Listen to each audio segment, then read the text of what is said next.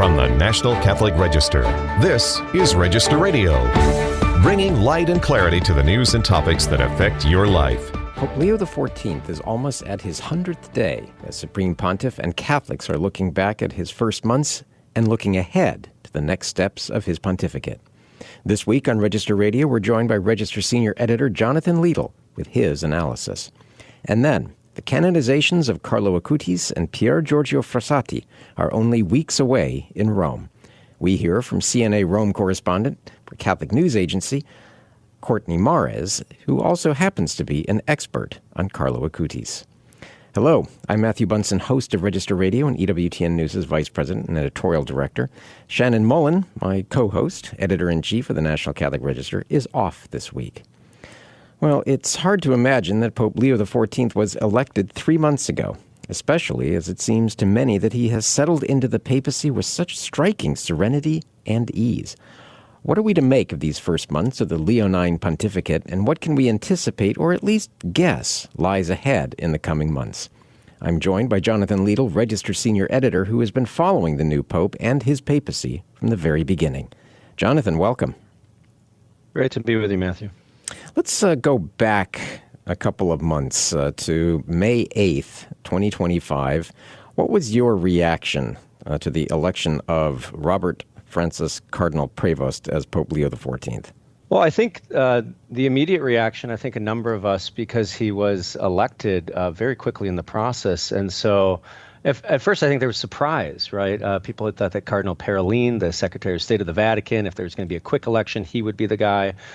Just because he was such a well-known figure. But I think what we quickly discovered, especially as we began to hear stories of different cardinals representing maybe different wings of the church, if you will, playing a part in electing Pope Leo, is that he was seen as a unifying figure, right? He was seen as this figure who, just his background, right? He's both an American from Chicago, but also spent many of his formative years in the priesthood in Chiclayo and other parts of Peru, right? So unifying these different hemispheres, and then also as an Augustinian, someone who lived in community, led that religious community across the world.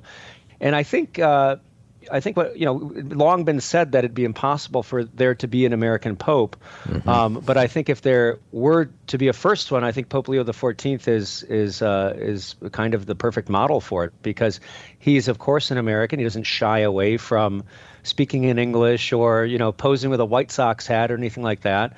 Or but getting a deep dish pizza. True, right? That just recently he got a deep dish pizza from his favorite pizza joint back home in the south side of Chicago.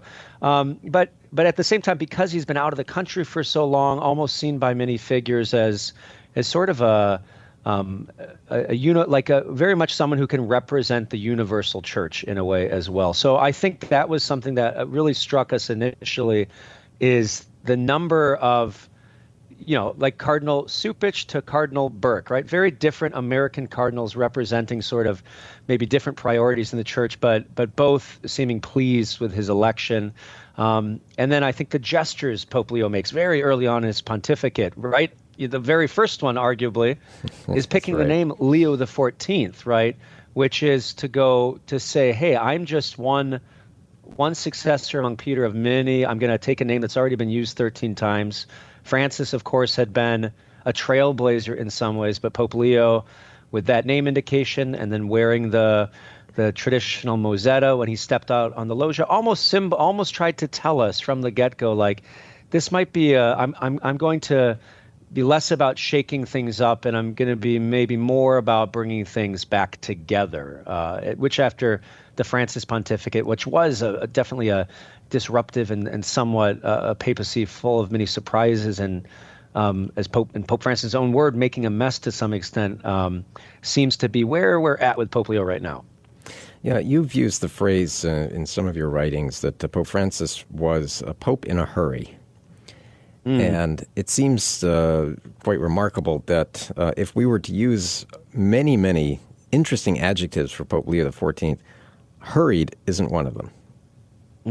Absolutely. That's brilliant. Yeah, I really liked what you said, his serenity and at ease, just someone who seems to have sort of settled into the papacy and is in no rush to sort of rock the boat or do anything dramatic, right? And I was just thinking, the 100 days is kind of a symbolic time when anyone steps into a new office, whether it's in politics or in the church, to sort of look at what have they done so far and what does this tell us about what might be coming, further ahead. Pope Francis, within his first 100 days, did things like, his comment about a priest who might struggle with same-sex attraction, where he said, "Who am I to judge?" Right, and that reverberated throughout his 12-plus year papacy. Right, the symbolic gesture of Francis on the Holy Thursday liturgy, washing the feet, breaking the kind of norm, and washing the feet of women and Muslims during that liturgy. So Francis was very early on sort of signaled this kind of, hey, I'm going to do things a little bit differently here. And I think, Leo, you're right, is not in a hurry. And part of that might be he's only 69 years old, so he has probably a long papacy ahead of him. And also, I don't know what your experience has been, Matthew, but I think covering the church, like during some of the Francis years, it did always seem like things were kind of in flux. It was hard to know sort of like, where you can kind of put your feet down for a couple of minutes, because things were kind of moving and shifting. And I think Pope Leo is maybe providing a kind of counterbalance to that experience and just letting all of us sort of settle, and his leadership and his disposition really is providing for that right now. Yeah, he, in many of his homilies and addresses, references, quotes Pope Francis, as one would expect him to do. But he also, quite significantly, quotes so many of the recent popes. I think of John Paul II, Benedict in particular, Paul VI, John the 23rd. How important does it seem to you that he is stressing this continuity? Yeah, I think it's important for a number of reasons. I think one of them, something that happened with Pope Francis, if you looked at some of his encyclicals or his major speeches, a pattern was that they often didn't reference popes who had come right before him all too often, or at least not as much as had been typical with an encyclical. Like oftentimes when a papal encyclical comes along, there's a great attempt to sort of show how, hey, I'm the Pope now and I'm saying this right now, but it's really I'm pulling together what's already been said and presenting it. Francis somewhat went away from that. So I think for Leo to return to that, it's what I would say is one of these gestures that he's undertaking right now to really try to present himself as a pope for the whole church, right? And especially those who might have been sort of felt a little disenfranchised during the Francis pontificate, maybe more conservative or traditional Catholics. And between the liturgical gestures, the vestments he wears, the fact that he sings so beautifully, in Latin, the Regina Caeli, that he celebrates Mass with such reverence. There seem to be these gestures in those areas. You're right, in his speeches, in his addresses, kind of fusing together these past papacies to sort of say, hey, I'm not playing favorite, so to speak. And I think a real question will be, okay, are these gestures going to translate? What kind of concrete actions are they going to translate in terms of church unity? Because he hasn't made many major appointments in terms of who he wants to head different dicasteries in the Roman Curia, especially who he'll pick to succeed him as the prefect of the dicastery of bishops.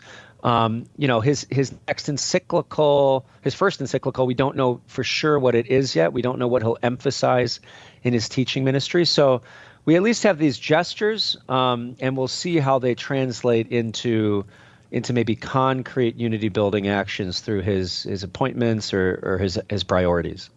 Yeah, as you say, he's got some very interesting and important decisions coming up. The curial appointments, he's got a lot of his prefects who are going to be over 75. Some are approaching 80, so we're going to see a sea change. You have a lot of what the technical term is superannuated major dioceses and archdioceses around the world. I think, for example, in the United States, you have Chicago, you have New York, a number of other places. So those appointments are going to tell us a lot.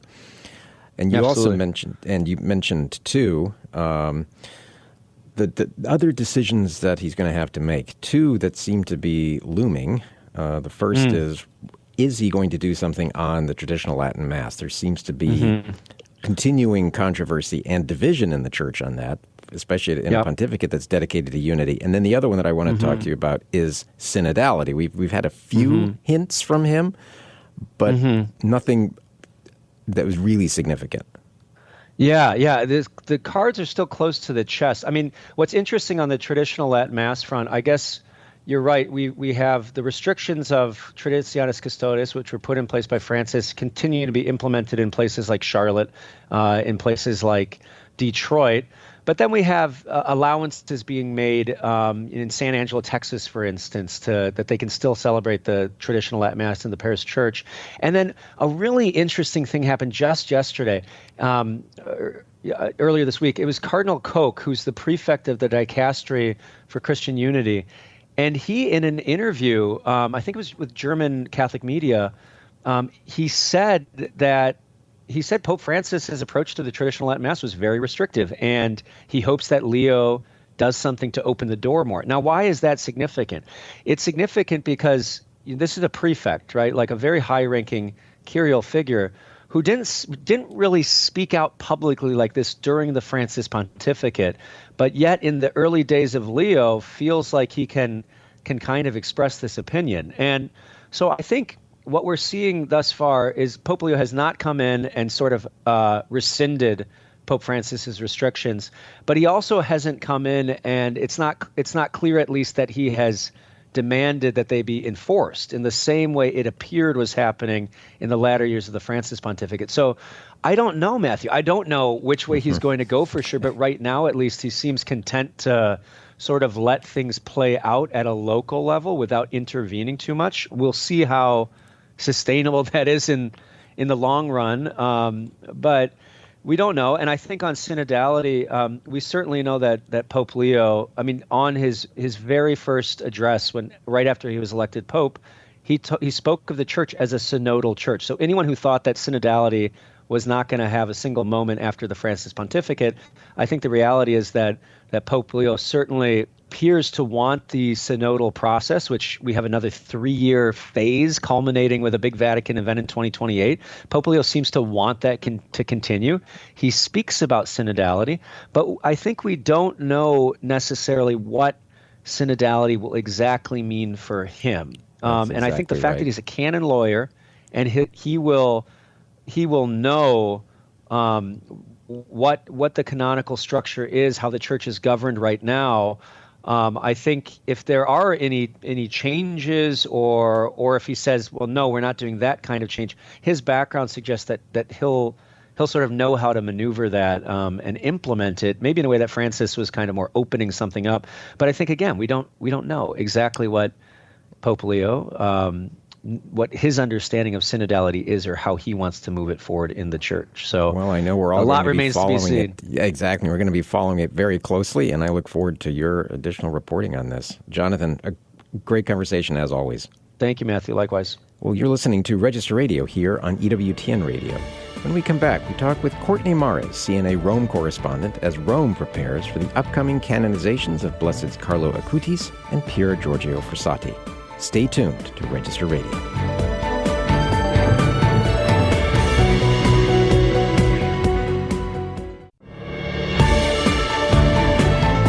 Let's return to Register Radio on EWTN.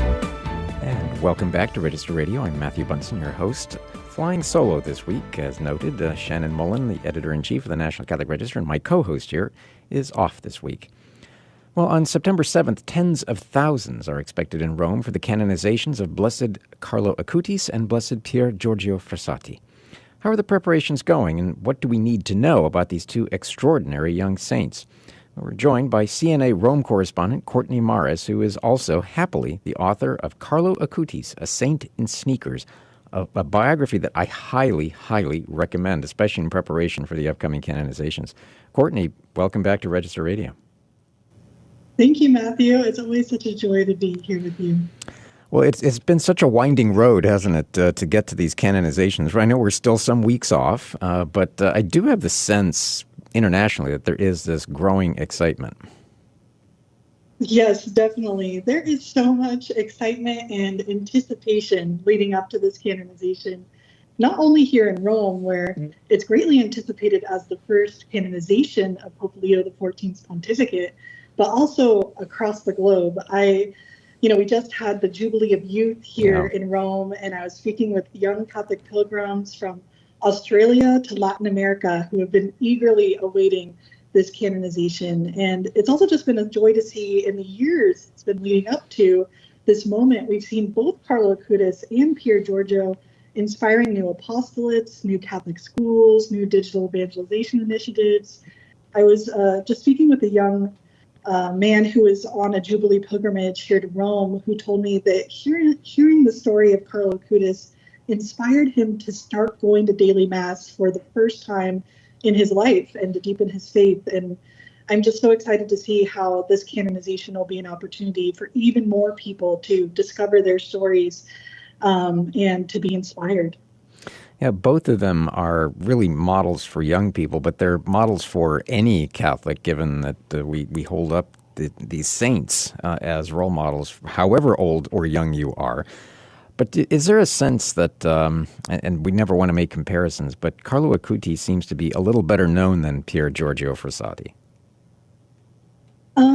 Yeah, it seems that Carlo Acutis has really gone viral, which I don't think is a coincidence, given his aptitude for computer programming. And you imagine his intercession from above. He's been able to help spread his story and his witness to the real presence of the Eucharist in this kind of viral way on social media and online. And it's beautiful to see how digital communications that he loved are being used to spread the story of a saint. But I will say, during the Jubilee of Youth, I think more young people had the opportunity to literally encounter Frassatti. I was going to ask you about that. because his incorrupt body was brought from Turin, Italy, down to Rome, and it was available for veneration in his casket for the entirety of the Jubilee of Youth. So I wouldn't be surprised if we go into the canonization with more people recognizing Frassatti and his story as well. Yeah, that was a pretty extraordinary moment, wasn't it, in Santa Maria sopra Minerva? Especially, I've seen images, and I'm sure you were there, of that remarkable proximity of Pier Giorgio with the tomb of Catherine of Siena, both of them having those distinct Dominican ties. Yeah, literally his casket was placed just in front of the tomb of St. Catherine of Siena. And when I visited the Basilica of Santa Maria sopra Minerva, it was standing room only. I mean, it was completely packed with young people. And it was just beautiful to see. I did some interviews with some of the people who were there to pray. And there was a 16-year-old girl who told me, she was so visibly emotional. She's like, I got to touch, the casket of Pier Giorgio and to pray. And she said that was just such a powerful moment for her. Yeah, and talk about your own journey here. You are the author of a book on Carlo Acutis. This is, having attended some canonizations myself of saints who had a particular devotion and importance in my life, like Damien de Veuster and Kateri Tekakwitha, I've always equated it to feeling like you're going to their graduation. What has this been like for you, especially to know that this canonization is so close?